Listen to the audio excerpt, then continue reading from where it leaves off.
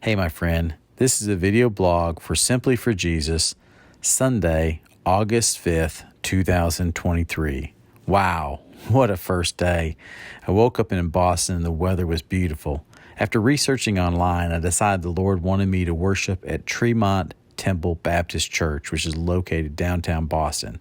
It's only a 2-mile walk from a hotel. And how many times can you say you saw the Boston Tea Party on your way to church? Instead of Sunday school, they have something called the Equipping Hour, which starts at 9:30 in a small chapel next to the main church building. Pastor Jamie Owen's topic was in the book of Romans.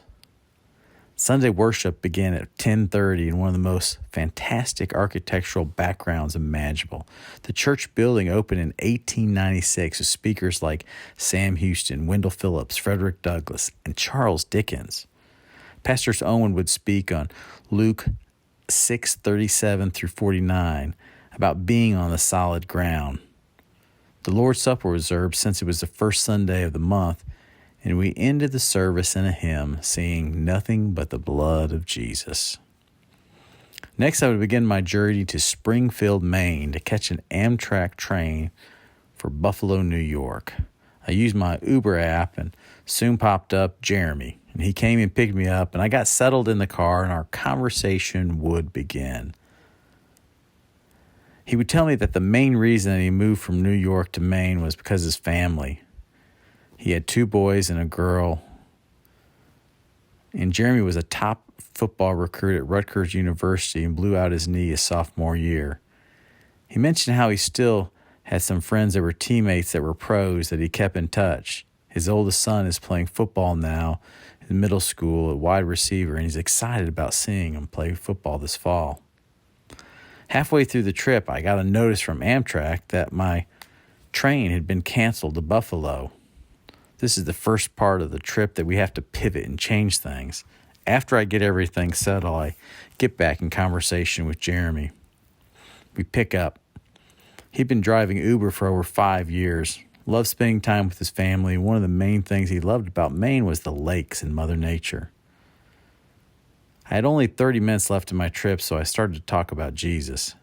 It was a smooth transition, and I discovered that Jeremy had struggled with religion after being raised in a particular denomination. We talked about it for a while. I shared the gospel. I gave him a gospel tract plus some information on Simply4Jesus to follow online. We pulled up to Union Station. I got out of the car, and I told Jeremy I'd be praying for him and his family, and we said goodbye. I arrived at a perfect time to catch a train that wasn't coming, but little did I know that God wanted me to meet a man named Greg. As I walked into Union Station, I could tell the people were kind of guarded in their interaction. I came to find out that it was a very rough side of town. As I was standing in line to get my refund from the Amtrak, a guy said, "Hey, you from Colorado?" I was wearing my Colorado hat, and I said, "No, it's just a souvenir from 2020. I told him I was from Nashville, just one of my favorites. After I got my refund, I sat down and I waited. Next thing I know, the guy from the same place was sitting next to me. His name was Greg. He was going back to New York. His wife had family up in Boston, and he was going to catch a train back to New York so she could spend time with him. As I gave him a card for my Simply4Jesus, he looked at it and handed it back, and he made the statement that he worked for the other side. I really didn't understand what he was talking about and kind of needed some more clarification. But we started talking about other things.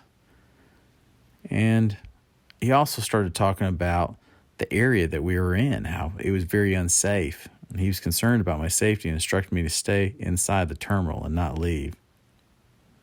Well, he decided he was hungry, so he got up and went to the Dunkin' Donuts that was located in the Union Station. After Greg sat down with the food, he brought me one too. And we started to ask why I got in the ministry. My main reason I said was because I love to serve people. And what better example is Jesus of someone that served? We started diving deeper into the conversation, and I could tell he was searching for something. He soon would tell me that he was Jewish, not practicing. So that's what he meant by he was with the other team.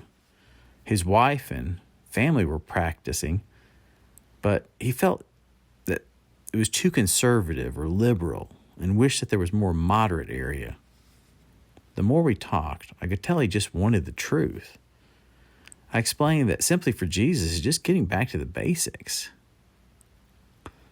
He looked at his watch and he saw it was about time to leave.